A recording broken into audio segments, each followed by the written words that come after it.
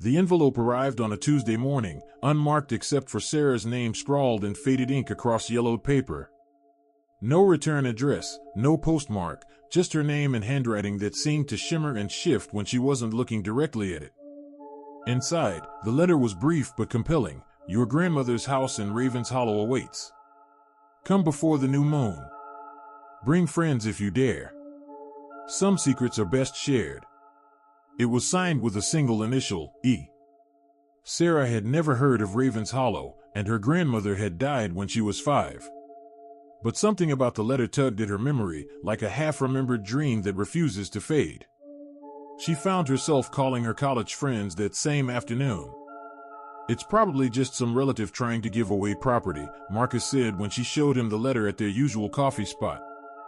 But his eyes lingered on the strange handwriting, and Sarah noticed how he kept glancing back at it even as he pretended to scroll through his phone. Emma was more direct. This is either a scam or the beginning of a horror movie. Either way, I'm in. She had always been the adventurous one of their group, the first to suggest midnight cemetery visits and abandoned building explorations. Jake, ever the skeptic, examined the paper closely. This feels old. Really old. Like antique old. And look at this. He held it up to the light, revealing a watermark that none of them had noticed before. It showed a twisted tree with something hanging from its branches. Something that looked disturbingly like a person. We should go, Sarah heard herself saying, though she wasn't sure why. The words felt foreign in her mouth, as if someone else was speaking through her. I mean, what's the worst that could happen? They would all remember those words later, when the worst had already happened and they were too deep in to turn back. The drive to Ravenshollow took them through increasingly desolate countryside. GPS lost signal after the first hour, but somehow Sarah knew the way, following roads that seemed to appear just when they needed them. The autumn landscape grew more barren with each mile, trees becoming skeletal silhouettes against a sky that never seemed to get fully light, despite the early afternoon hour. Are you sure we're going the right way? Jake asked as they passed their third abandoned gas station. The pumps stood like rusted sentinels, and weeds grew through cracks in the concrete. I'm sure, Sarah replied, though she couldn't explain how she knew. The certainty felt planted in her mind, foreign yet familiar, like a song she'd heard in a dream. The village of Ravenshollow materialized around a sharp bend in the road, appearing so suddenly that Marcus had to brake hard to avoid overshooting it entirely. It was smaller than they'd expected, just a few dozen houses clustered around a central square. Most of the buildings looked abandoned, their windows dark and empty, but a few showed signs of life, a thin curl of smoke from a chimney here, a flickering light in an upstairs window there. Charming, Emma muttered, but her usual sarcasm was muted. Something about the place demanded hushed voices and careful movements. The house at the address from the letter sat at the end of a street called Elm Row, though no elm trees were visible anywhere.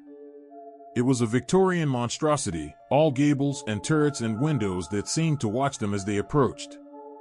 The paint was peeling, and the front porch sagged under the weight of years and neglect. This is definitely not worth inheriting, Jake said, but he was already getting out of the car, drawn by the same inexplicable pull they all felt. The front door was unlocked, which should have been their first warning. Instead, they found themselves walking through rooms filled with dust and shadows, their footsteps echoing in the empty spaces. The furniture was covered in white sheets that stirred in drafts that shouldn't exist in a house with all its windows closed. Hello? Sarah called out, her voice swallowed by the oppressive silence. Is anyone here? The response came not as words but as a sound, a low, rhythmic creaking from somewhere above them. Like someone rocking in a chair, or like old rope stretching under weight. Just the house settling, Marcus said, but his voice lacked conviction. The creaking continued, steady and hypnotic, and they found themselves moving toward the staircase without consciously deciding to do so. The second floor was darker than the first, the windows here boarded up from the inside. The creaking grew louder as they climbed, and now they could hear something else, a soft humming, like a lullaby being sung by someone who had forgotten most of the words. We should leave, Jake whispered, but his feet kept moving forward. None of them seemed able to stop. The sound led them to a door at the end of the hallway. It was slightly ajar, revealing nothing but darkness beyond. The humming stopped as they approached, replaced by a silence so complete it seemed to press against their eardrums. Emma reached for the door handle first. Later, she would swear that it turned on its own, that she never actually touched it. The door swung open to reveal a small room with a single rocking chair facing the boarded window. In the chair sat an old woman, her back to them, her gray hair hanging in thin strands around her shoulders. "Grandmother?" Sarah whispered, though she knew it was impossible. Her grandmother had been dead for 15 years. The figure in the chair didn't respond, but the rocking began again, slow and deliberate. Each creak of the chair seemed to echo in their bones, and they found themselves unable to look away or step back. "Excuse me," Marcus said, his voice cracking. "We received a letter." The rocking stopped. In the sudden silence, they could hear their own breathing, quick and shallow. Then, slowly, the figure began to turn. What they saw when she faced them was not a face at all, but a void where features should have been. Her skin was translucent, revealing the dark hollows of her skull beneath. Her mouth was a black hole that seemed to pull at the air around it, and her eyes were empty sockets that nonetheless seemed to see everything. "You came," she said, and her voice was like wind through dry leaves. "I've been waiting so long for you to come home." They should have run. Every instinct screamed at them to flee, but their feet seemed rooted to the floor. The thing that had once been a woman stood slowly, her movements jerky and unnatural, like a marionette controlled by an unskilled puppeteer. "Grandmother?" Sarah said again, and this time the thing smiled, revealing teeth like blackened stumps. "Not your grandmother, child. But close enough. I knew her well. I knew her when she was young like you, when she first came to this house. She was so curious, so eager to learn the secrets hidden here. Just like you." The temperature in the room seemed to drop 20 degrees. Their breath came out in visible puffs, and frost began to form on the boarded windows. "What do you want?" Emma managed to ask, her usual bravado replaced by barely controlled terror. "Want?" The thing laughed, a sound like breaking glass. "I want what I've always wanted. What I've been waiting for since the last group of young people came to visit. Company. Forever company." That's when they noticed the photographs on the walls. Black and white images of young people, dozens of them, all smiling at the camera. All dressed in clothing from different eras, spanning what looked like a century or more. In every photograph, the same elderly woman stood among them, her face kind and welcoming.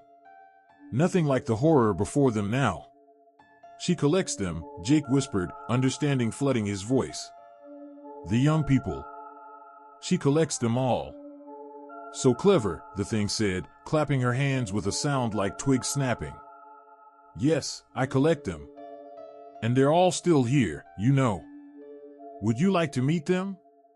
The photographs on the walls began to move. The figures in them turned to look out at the room, their smiles becoming grimaces of terror. They pressed against the glass of their frames, mouths opening in silent screams, hands clawing at the barriers that held them. "They're not gone," the thing continued, her voice now coming from everywhere at once. "They're preserved. Forever young, forever mine. And soon, you'll join them. Won't that be nice?" Sarah felt her will slipping away, replaced by a dreamy acceptance. The photographs did look peaceful, in their way. The people in them had stopped struggling, their faces now calm and resigned. It wouldn't be so bad, she thought. To stay here forever, to never have to worry about graduation or jobs or growing old.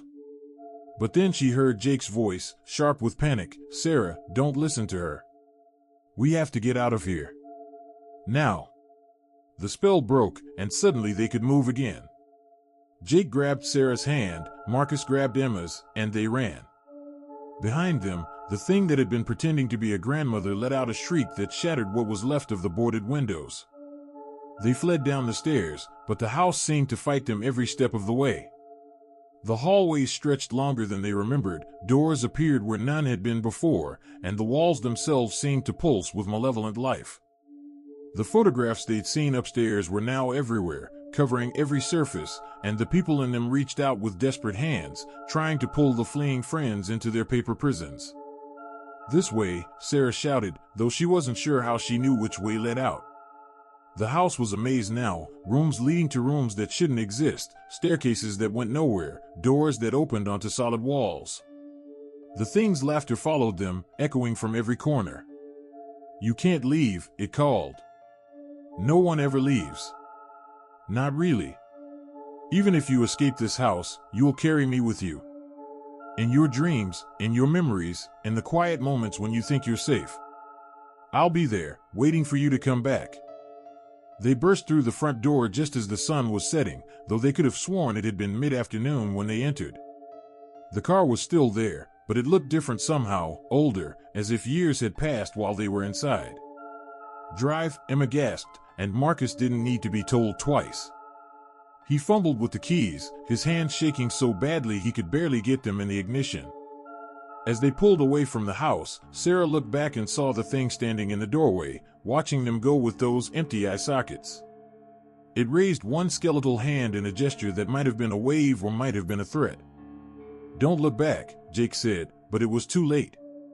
Sarah had already seen, and the image was burned into her memory forever. They drove in silence for the first hour, none of them trusting their voices. The GPS still didn't work, but somehow they found their way back to the main road, following the same instinct that had brought them to Ravenshollow in the first place. It was only when they stopped for gas that they realized the letter was gone. Sarah's purse was empty except for her wallet and keys, as if the letter had never existed at all. "Did we really?" Marcus started to ask, then stopped. They all knew what they'd experienced, but speaking it aloud would make it real in a way that none of them were ready to face. The drive back to campus took twice as long as the trip out had, and by the time they arrived, dawn was breaking over the familiar buildings. They sat in the parking lot for a long moment, unwilling to separate, unwilling to face the normal world after what they'd seen. "We can't tell anyone," Emma said finally. "Who would believe us?" They agreed to keep the secret, but Sarah could already feel the weight of it settling over them like a shroud. The thing had been right about one thing: even if they'd escaped the house, they hadn't really escaped at all. In the days that followed, they tried to return to their normal lives. Classes, parties, the mundane concerns of college students. But the house followed them everywhere. Sarah saw it in the shadows of her dorm room, felt its presence in the library stacks. Marcus would catch glimpses of the thing in reflective surfaces, always just at the edge of his vision. Emma stopped sleeping, afraid of what she might dream. Jake threw himself into research, trying to find some record of Ravenshollow, some explanation for what they'd experienced. He found nothing. No village by that name, no records of a house on Elm Row. It was as if the place had never existed, except in their memories and nightmares. But then, 3 weeks later, another letter arrived. This time it was addressed to all four of them, delivered to Sarah's dorm room by a postal worker who insisted she'd never seen before, though she'd been delivering mail to the building for 20 years. The letter was brief: "You came back to me once. You'll come back again. And next time, you'll stay. The house remembers you now. It will call to you when you're weak, when you're lost, when you have nowhere else to go. And you'll answer. They always do."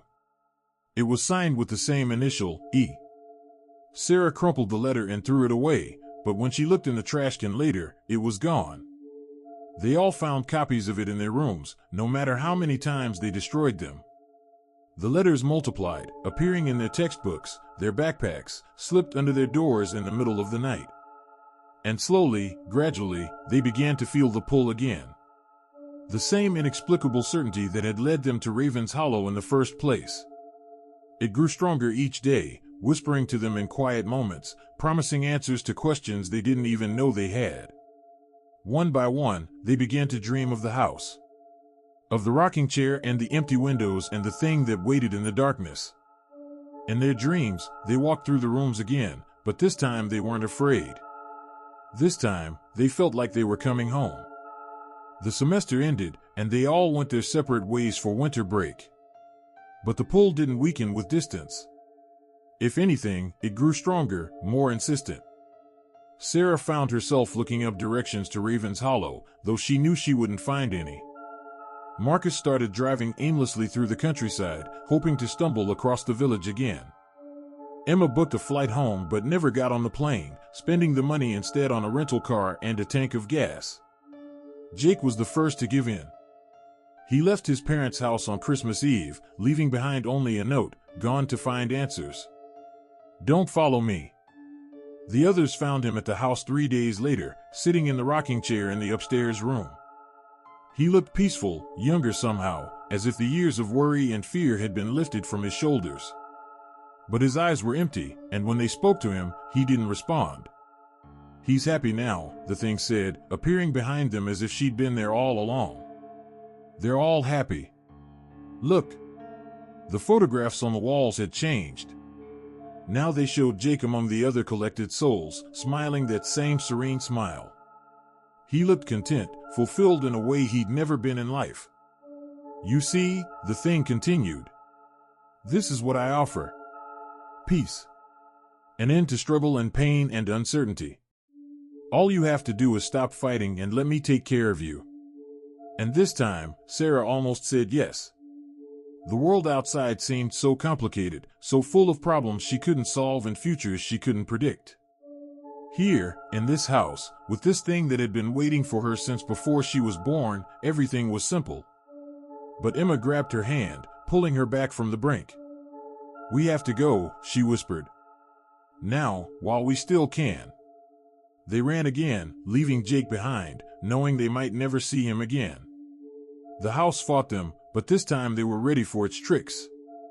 They'd learned its patterns, understood its methods. They made it to the car, made it to the road, made it back to the world of the living. But they knew it wasn't over.